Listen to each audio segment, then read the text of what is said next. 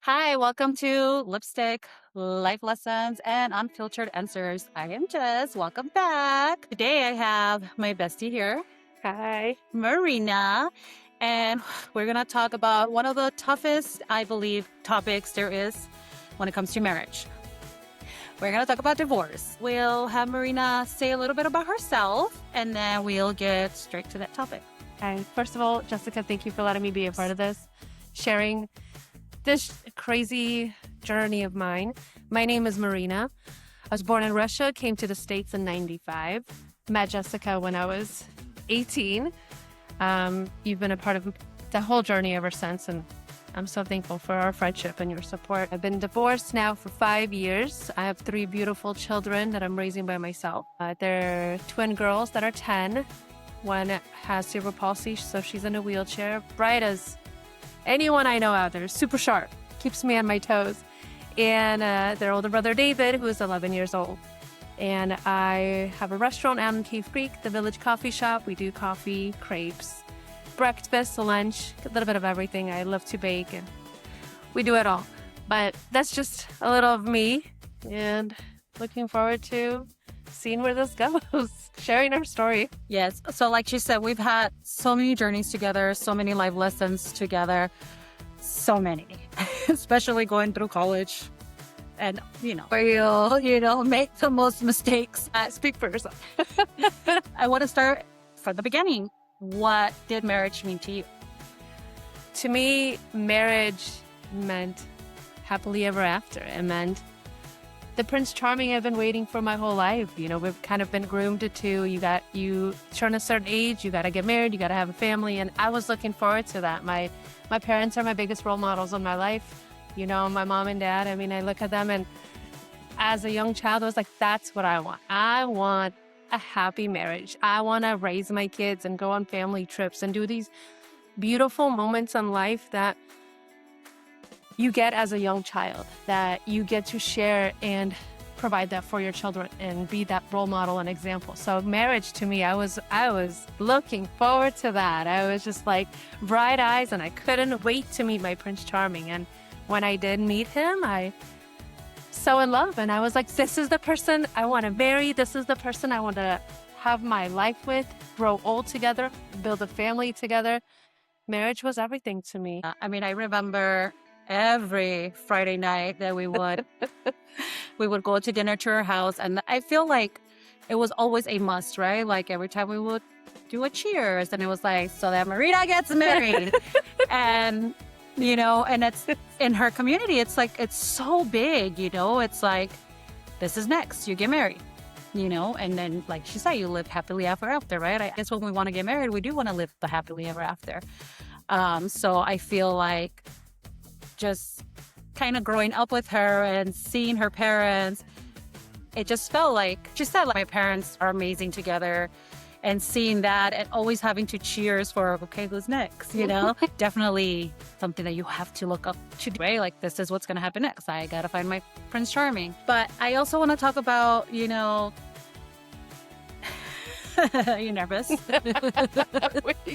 Let's hear what you want to talk about. I guess, like, looking back, right? Looking back at your marriage, do you ever think you saw signs that you maybe ignored? Talking about it now and thinking about it, I'm like, I was dancing in a field of red flags. It was just signs and things everywhere. But I think when you're in love, you ignore it, but you're hopeful. You're like, oh, it's okay. It'll pass. Well, we'll get it's just, I'll get through it. I love him. He loves me. It'll be okay. And yeah, there were signs, but I chose not to look at them as signs. I chose to look at them as, things will get better. Is there anything you felt like seeing the signs, anything you tried to work through those signs? I don't know. I want to think about something that maybe annoyed me at first when I got married, like as simple as you're not picking your clothes from the floor, little things like that all of a sudden you're like, okay, whatever. Like, I'm going to put the bin there. So it just directly, or anything like that. Do you feel like you tried? Oh, I think that's all I did was, oh, well, I love him. It's okay. I will do this because this is what love is. This is what marriage is. It's not at, oh, this is a problem. I think I look back and I'm like, I chose not to look at it as a problem. I chose to look at it as, it's okay, love.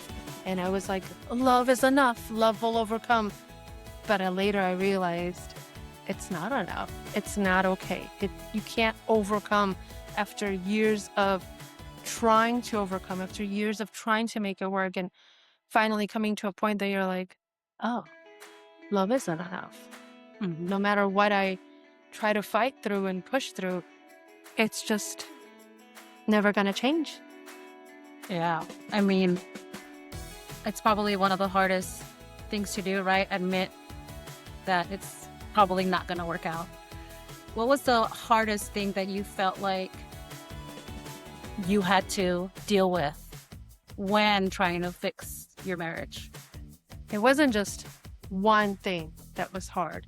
It was years of trying and working and trying and seeing that I can't fix this. Mm-hmm. Love can't fix this. Therapy, counseling, working at it together. It's not fixing. And I think the hardest thing nobody really talks about is grief. Putting to rest the marriage that you thought was forever. Something that you thought was happily ever after. This was my Prince Charming. It was crying that I failed. And the hardest thing was, I think I kept blaming me. I failed. I ruined our relationship because I didn't fight hard enough. I didn't work hard enough. I couldn't fix it. I couldn't do. But later realizing that it wasn't just me. Mm-hmm. It's two people that have to make it work, that want to try to make it work. And when that's not the case after years on, not just like a one-time thing or this big fight or this, it was constant seeing that neglect and lack of support and lack of foundation, that you just realize that there's no going forward. There's nothing positive to look forward to anymore. Right. Maybe it took you a little longer because you had such a great example, right? Do you felt like if you were going to be like, okay, I think it's time for divorce, did you feel like your parents were going to judge you, your family? Oh, 100%. I mean, me, of course not. 100%. I was like, I don't want to be a failure. I don't want to let down my family. I don't want to fail my children. I don't want to be the one who is like, oh, look, she chose divorce. I didn't even know that divorce could be an option. I didn't want to accept that. But after 8 years of hardship, it came a point that you're like, I hope my family can understand and accept it, and I have to do this for me and my children. It was now, this is the family that I need to protect and fight for and survive. I feel like a lot of people go through so much in their marriage, right? And I am a big believer that some marriages obviously could be fixed, right? Some marriages you could go to counseling, you could understand each other, you could get better at it, right? Because it's like anything else, right? It's a lesson we're learning.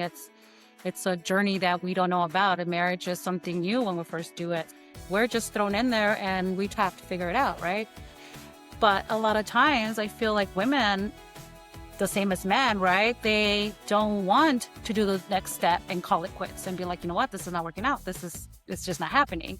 And I feel because of that same reason that we feel either someone is going to judge us, or especially when you have such close parents. My parents have been separated since I was very young. So for me, I don't think it would be as difficult as for someone that has had such a great example, and it was just something that was always brought, like, this is what's going to happen. You're going to get married. You're going to get married. You're going to get married, you know, and I feel like a lot of times that's why women don't want to get divorced, right? I don't know if you had like any words of encouragement just for those that feel that if they get divorced, they're going to be a failure or they're going to feel judged, something to make them think that they're not the only ones feeling a certain way, right? I did feel like that. And one thing, if I could share and say, is you didn't fail.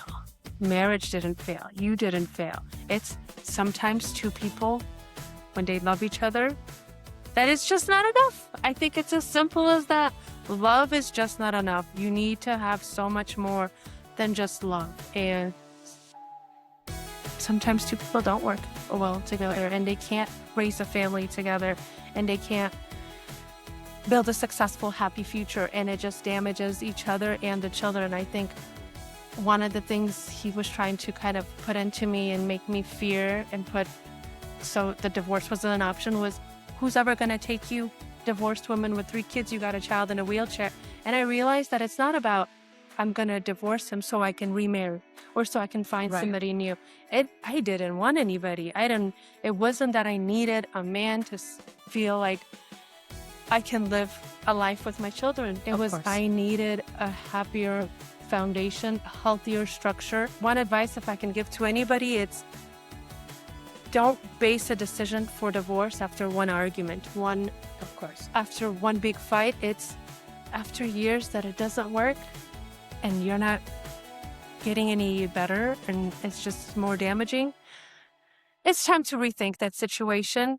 And, it was in my culture and our community, like divorce is frowned upon. It's although something's wrong with her. And to overcome that, you really rebuilt yourself. You're kind of reborn. Right. And you realize that,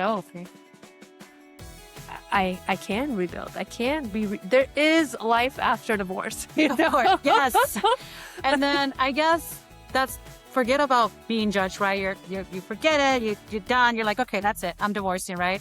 And then another one of the next hardest thing that it has to, after even going through all the paperwork, because I'm sure that was very stressful, deciding things, when it gets messy and even once you survive, because literally you're surviving, right? Even once you survive that, how was it deciding, how do you tell your kids, since you have 3 kids, and how long has it been since you've been divorced? 5 years? 5. And they were little, so they were 5 and 6. 6, yeah. One of the things that I wanted my kids to know after divorce was, there was actually 3 things. 3 things that I wanted my children to really know was, number 1, you're loved no matter what. And it is not your fault. I didn't want them to think that, it was because of me. Was it, like them blaming themselves. I think children see that and the first thing they think that they got in trouble, that something bad happened. So my biggest thing was that they know it wasn't their fault and they know that they're loved no matter what. But another one was that I didn't want them to pick sides. Yeah, I know. So it's like the hardest thing. And no matter what, right? You're hurt, you're upset as a woman and you want to protect your babies and you want to be like, you're my team. But you helped a lot with that. It kind of goes into co-parenting, where you gave me a huge advice on that. And it was so hard. And I don't know if I ever said thank you. But because of you, you pushed me to give my kids the opportunity to have a relationship with their father. And you mentioned, because you are a child of divorced parents, I don't really know a whole lot of people that I can get advice from. And you would always, what would you always tell me? You said, Marina, if the dad isn't hurting them and if he's wanting to spend time with them, let them get to know their dad. And I will always be thankful. My kids will be thankful that I had somebody in my life that pushed me for that. So I'm very thankful for that. Yeah. I think for me growing up without a dad was very difficult. It was very difficult to, I guess, I don't know if it was difficult, but it was difficult to understand because he would come around, right? He would come around, pay the bills, type of thing, but I wouldn't understand why he wasn't present, I guess, why he didn't make time for us. And I'm not saying there was bumps in the road where my mom wasn't around and he did stepped up a little, right? So I'm not going to just be like, oh, whatever. He did, I guess, when he needed to, right? But I always grew up not knowing why. Why can my dad be a part of the school functions, or I never understood. And it was sad to grow up not understanding, although other kids have their parents. And it wasn't where I wanted my parents to be together because I was so young too when they separated. I must have been 3 or 4, So I don't remember much of it. But growing up in elementary, I do remember wondering, well, why wouldn't he make time? Why is it going to hurt him? I think it's important to have both parents. Now I've had peace with it. But, as a child, you're confused. You don't know. Yeah, and it's so hard to get lost in that moment as a woman and just be upset and hurt at the situation and want to just have your kids on your side. Yeah. But like going back to that, you really, really were like, as they get older, they can decide for themselves and they can make a decision. And it's so true. As they get older, I've had different questions from my kids, like, well, why can't dad be like this? Why is dad not like all these other dads? And why does dad not, take us here or do this? And why are we doing so much more amazing things with you, but dad doesn't do that? And my answer would just be like, love your dad. And this you taught me this was love him for the fact that he gave you life. And stop expecting other things from him. You're in this world because of him. And I think that's how I came to peace with it. I was like, well, I'm here. Enough to thank them for, right? And I'm like, and I would tell myself, some parents are not meant to be the lovey parents, some of them are meant to just yell at you and put you, what you're supposed to be, like the strict parents, and some of the extra loved ones, and some of them just don't want to be around. Whatever, right? But I feel like for me to come at peace, I was like, well, I'm here. I'm here because of him. A part of him is me, whether we're not connecting, whether he's not around, whatever. Like that's enough for me to be thankful for. And that was enough for me to come at peace, right? That was a beautiful thing, because anything extra that came from that is a big, beautiful cherry on top. And it also made me pull up my big boy pants on and know that I'm no longer just a mom. I have to be both role models at home. They live with me. I am their provider. I am their caretaker. I have to be the one that is the good mom and bad dad, the everything. Like, it is on me. I can't rely on anyone else to come in and swoop up the day and fix this, but they have a dad, and if he wants to see them and he wants to spend time with them, great. And if they want that as well, great. And if there's a weekend that they're like, hey mom, this weekend we want to spend with you or do this, then the open line of communication is there, and they're welcome to reach out to him and let him know. And I feel like as older they get, they'll have more of that understanding. They'll always question. Yeah. Well, why? The whole point of learning.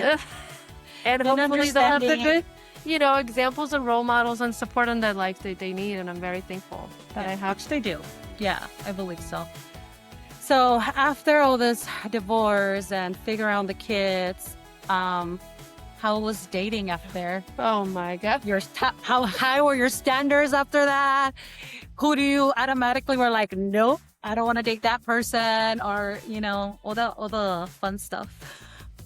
That was a very strange territory. Especially for so long, right? Oh, dating in your 20s and dating in your 30s after you've had kids, after you've already established where you are in life, and knowing, you have your hard nose and you have things that you're okay, but in your 20s, you're kind of like, it's okay, or whatever, we can work through this and that. And in your 30s, you're like, nope. Like, if you don't have your stuff together, I'm not interested. But also, being so hurt and being so broken, it was very hard to put myself out there again. I don't think I believed in the word love anymore. Anybody would say love, I'm like, I'd roll my eyes. And then I looked at myself and I'm like, well, that's not really fair for me, because of my hurt and my past experience, to now look at love as this big bad thing, because it's really not. Love is a beautiful, beautiful thing. I mean, I have 3 amazing babies, because of that. My life is enriched because of that. I've experienced it. I've loved someone so much, and dating was a very strange new territory after that. There was a time that I was like, I'm good. I'm not interested. I don't need a man to make me happy. And, that's why they make toys.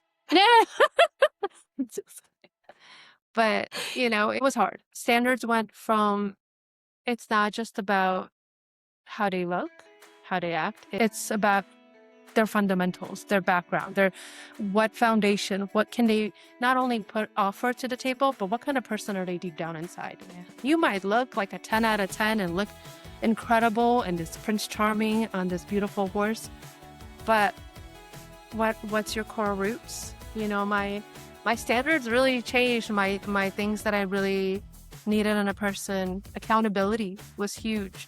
If your words don't match your actions, bye. Next. Bye. I'm not even interested in your stories. I can tell by what you put to the table, what you actually do. And that was a big thing, you know, respect.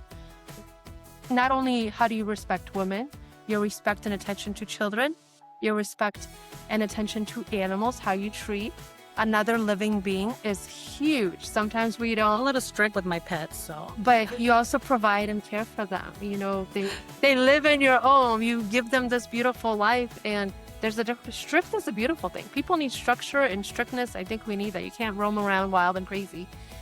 But that was a big thing, was the love that somebody can give not only to each other, but to everyone. What's the relationship with their family? Yeah. What's their relationship with their Especially siblings? if they have kids, right? Like if they already have kids from a different marriage, like it's good to know that they're a part of that. And, you know, because as a single mom, you want to make sure your ex is a part of your kids because it's so important to them. And I think that's what's important, right? Forget about your feelings. It's important to them, right? So you don't want to go date someone that's like, oh yeah, I'm divorced. How often do you see your kids? Oh, I don't see them. Well, okay, bye. Okay, and you don't even want to. You don't worry about my kids. Or, you know what I mean? Like, I feel like. Then there's a reason for that, you know? And it's kind of like, okay, well, good luck.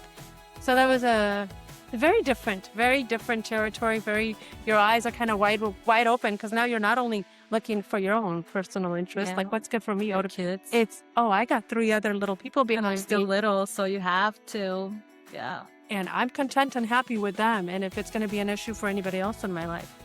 And you got to look at every little detail because now you're bringing a whole stranger.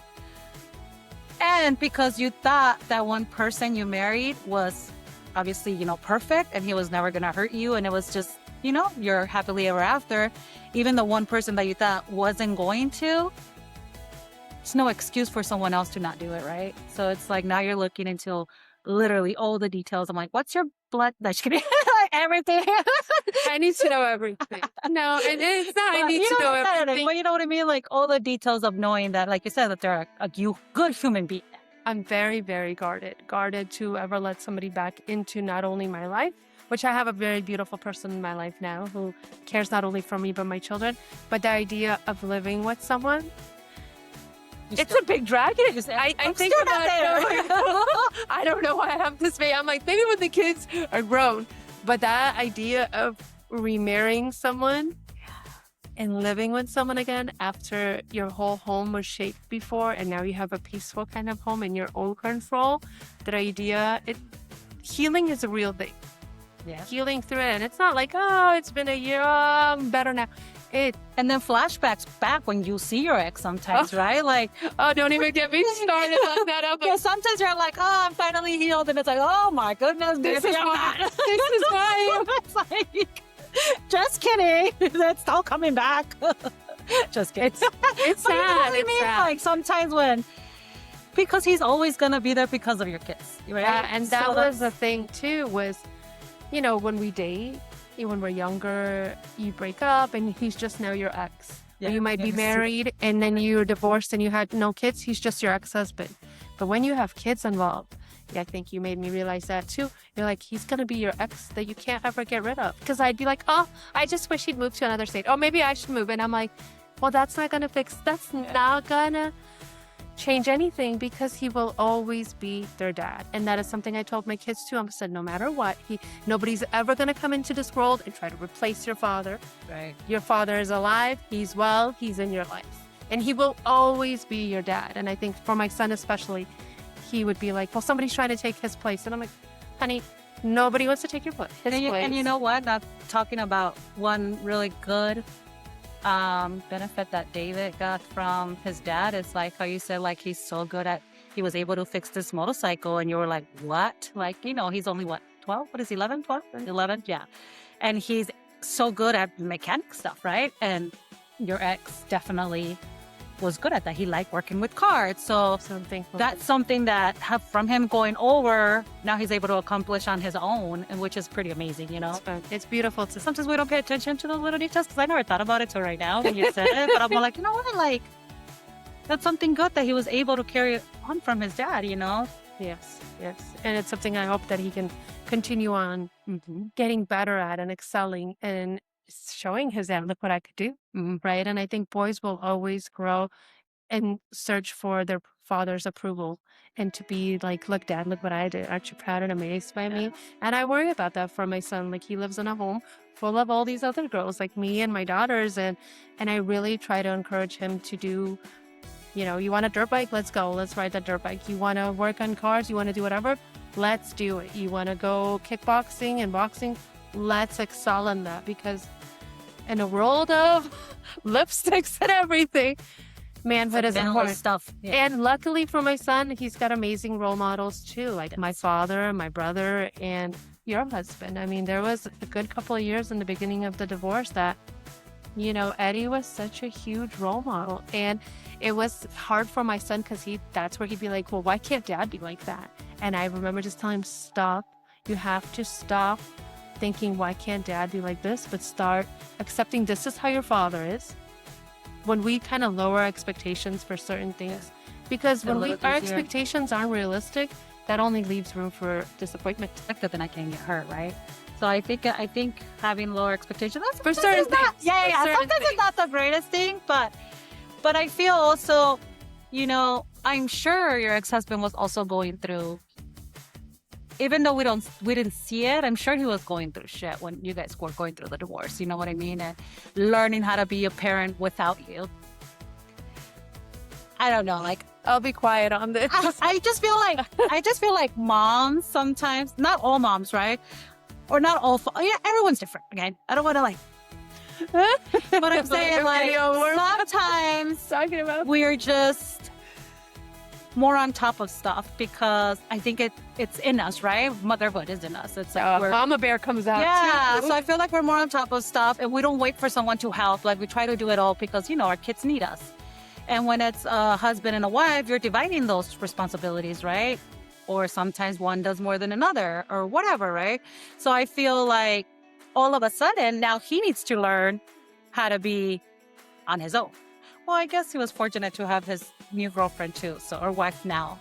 She came into his life and my kids started having a better relationship with their dad. Mm-hmm. And I'll kind of always be thankful for that, because when he didn't have another woman in his life, there was a lack of responsibility with the children. There was a lack of care. I'm not trying to say anything bad or bash on him, but certain men, I think, need a strong female in their life to kind of help them guide about just to be fatherly. Yeah. I don't know. Especially with kids. Yeah. And they were little too. So I will be thankful for that. She played a beautiful part in my kid's life. And I'm sure that was very strange for them too, to see, okay, well, dad now has some other female. Especially so soon after, where it's like, whoa, what just happened?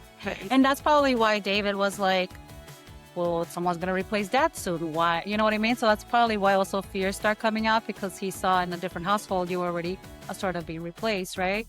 But it's very different because you are their main Nobody's ever going to replace me. Well, in his life. In his life. That's okay. That's the whole point of divorce. You want to get replaced. Yeah, maybe dad has a new girlfriend, but it doesn't matter because I'm here 90% of the time. I just feel sometimes like kids think crazy shit. Like, they're so vulnerable and they're just a sponge that I don't, we want to protect so they don't soak up anything. Just so questions and everything comes into our head. Like, at least for me, everything was like, well, why this, what's that? Well, now a little bit about the positive. We got a little heat here. So we're going to get some fans. Oh, man. How would you say your life is now? Like, if you had one word about your life after divorce?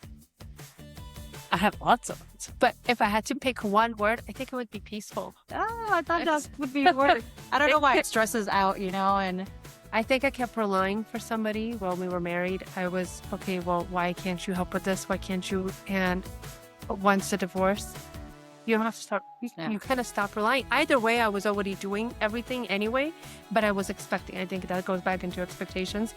So I kept expecting. And once that wasn't there, you don't really rely on anyone. You just know you got to get this done. And it was all on me regardless. And not having him there, things were easier. And I remember thinking, why am I not freaking out? I'm like, I'm waiting for the other shoe. Freaking out. for the other shoe to drop. I mean, the first year of divorce was so hard. I mean, it was hard. If, Sure. I think I go back into people talk about, oh, when you get married, this, they give you all these stories and advice. Like my little brother just got married, and I am listening to like hundreds of people giving him advice on marriage. Oh, Lord. Which, and these are all people who are married now and they're sharing their wisdom. But nobody teaches you what life is after, what divorce. And I don't wish that on anyone, right? Like work through your marriage. I'm a very big, strong advocate on that. But I felt like I was kind of alone. I mean, I didn't really have anybody to turn to about divorce and what that's like and the hardship of divorce. But that first year was very hard. But the one thing, if I could say what it is now, I'm at this world of peace that I didn't even know was a thing. I didn't know I could have this peaceful moment. I mean, there are days that I'm happy at home. The kids are asleep. I have my glass of wine. And you know what makes me, I'm in my PJs and I have a puzzle. I get to do a puzzle. And it's kind of like my mind is always so busy between work, kids, and figuring everything out therapy-wise with my daughter and the needs that she needs. And I can whip out this puzzle and I can do it. And everything in my mind just... And I'm like, wow. I'm like, what would the 20-year-old Marina say about this Marina? She would be laughing. She would say, oh, hell no, Marina. But I'm a complete... You're like, no, you don't. Oh, and it just brings this joy that I didn't even know I could have. And I'm like so proud about it too. It's, everybody has their thing that brings them. And that just grounds me. And I think that's how I'm just so grounded. And I'm like, I look around and there's days that I'm just like, thank you, God, for this opportunity in my life where I can be this version of a mom to my children, where I'm able to provide such a different life to my children. There was a time that my son would be like, Mom, well, since you kicked Dad out and you're divorced, and he would hold this kind of anger towards me. And he's like, life is like this. And I'm like, they kind of forget the bad, which is good. I don't want them to remember the constant arguing, the fighting, all this. But I'm like, honey, I think you're forgetting what life is like now. So that's what I was going to ask. Was there like a change in their personality and their way of living, Huge. We would start going on more trips together, planning things and doing things seemed so much easier, even though it was all on my shoulder, on my head. And I've traveled with her and I'm like, oh my God, how do you do this all the time? And they have 2 little ones, but it's not compared. It's loading the wheelchair, loading the toilet chair, which... Forget about loading the wheelchair. It's like that freaking thing that you have, the metal thing, the rail. And I'm like, this is heavy. And in Arizona, it's like, I need an accessibility. It's so hot. So I'm like, you need to wear some freaking oven. Let's go. So, and it's heavy too. And I'm like, oh my gosh, like it's a workout. It's a workout. But there was a moment that I'm like, you know what? My son is like, we kind of forget the bad, which is good. And we kind of are in the moment of the good. We don't realize, but I remember printing out a bunch of our now family trips and different things that we've been doing. And I just put them all over the house. And then my son now he'll look and he's like, Mom, you know what? Thank you. And I'm like, what? And you told me one day your kids will say thank you. And I'm like, oh, I'll have to be 80 years old on my deathbed, hearing this. And thank God I didn't have to be that old. I get to hear my kids saying thank you to me now. And I'm like, for what? And they thank you for this life. Thank you. They're like, look, we went on this trip, we went here, we went there. I've been able to do a lot more therapy sessions out of state for my daughter. And I mean, I see something, I'm like, wow, this will be good for her. Let's all fly out. And my dad is my number one supporter. He's like, tell me when and where. I'm closing my books and I'll go with you. I'm like, are you sure, Dad? He's like 100%, not even a doubt in his mind. And you kind of see that you might not have the husband and the family that you dreamt of, but God, I am very spiritual, so I always say, but God kind of provides those people in your life that are bigger than just that husband family lifestyle, that you have these amazing supporters. Thank you so much for the person you are in my life, for my children, for the support you've given them. I'll forever be indebted for you for that. For my family support, I mean, you start having your own village of people that is your solid ground, and I wish that for everyone, that they have this strong bond of people. I think this is kind of like what your podcast is. Yeah. The strong village of women. And You can do it by yourself. You are strong, and we do it by ourselves on a day-to-day. But having, hey, this is what my son is doing. Or, hey, I don't know how I'm going to do this. I need to figure out a trip for my daughter and this and that. And, hey, do you need us to help with your stuff? Whatever it is, knowing that you have someone that you can grab a phone and even just vent your hardship to, and not being judged by, not getting this and this what you should do, but just letting it out. Yeah, because imagine if you didn't have the support and people were like, "No, you got to work it out. You know, you got to do this," and maybe you would still be married and happy. You know what I mean? So being able to have a strong support is very important. I have one more little question, which kind of is based on what you just said. But my question was like, if someone was listening that is going through a messy divorce, what would you want them to hear? You know, because I'm sure like there's a lot of tears when you're going through it. There's a lot of heartaches, everything, right? You're just so many emotions all at once that people, it's like a breakup, but like tripled. You know what I mean? Because now it's like you're paid and that's all this crazy stuff. But what would be like your number one thing to say to motivate them on not giving up? But if someone's going through a messy divorce, what would be your main thing? One thing I want to say is, don't make a decision, like how I kept saying earlier, based on one big fight. Don't keep beating yourself up. Keep fighting for it. Keep trying to fix it. But if nothing is changing, divorce is not an end. That maybe a chapter closes, but another chapter reopens. And it might be so hard now, but know that you're not the first one. You're not the last one to go through this. And things will be okay. But when nothing is changing and nothing positive is coming through it, and you wake up every day more exhausted, more and more just emotionally drained, the lack of desire to do things that you once enjoyed. I remember telling my ex one time, I'm like, I am a rainbow in a sunshine. I'm not gonna let your cloud rain down on me. And for so long I did. And once I realized that, slowly the rainbow kept coming back. Slowly Marina kept coming back, and I became seen. I started getting my confidence back. I think I look back at some of my photos and I'm like, I was the ugliest I was while I was married. And that it's because deep down inside, you're so squished down that you forget about you. Right. So when you notice yourself slowly, it doesn't happen overnight.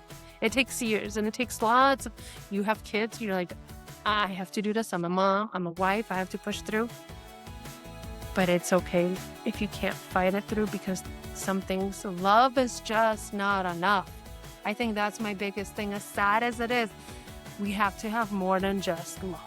Yeah, and we're not always meant, right? Some people are meant in that chapter and then they're not in the next. So, unfortunately, but it's okay. I mean, we live, we grow, we get stronger, and it's not an end. I think that's my biggest thing was, for me, I thought divorce would be the end of me and the end of so many things that I dreamt of, and it's not that. It was the beginning of finding who Marina is as a single mom, and I'm the best mom. She's wonderful. At least in my eyes and my views to my children, I give them the best I can, and I know that I do. Yes, I agree. She does. But I hope you guys enjoyed our little talk, a little chit-chatting. I definitely will have her back because I feel like I said, I feel like I've shared so many lessons throughout. We've had such a big journey together. I don't know, 20 years. Who knows? It's been a minute. So there's going to be a lot of other topics me and her can talk about because we've been there for each other for a long time. And I would definitely have her back. Unless you guys didn't like her, then bye. It's been nice. But, this is one of my circles, and I want you guys to be able to have it too. Thanks. So follow us. Bye.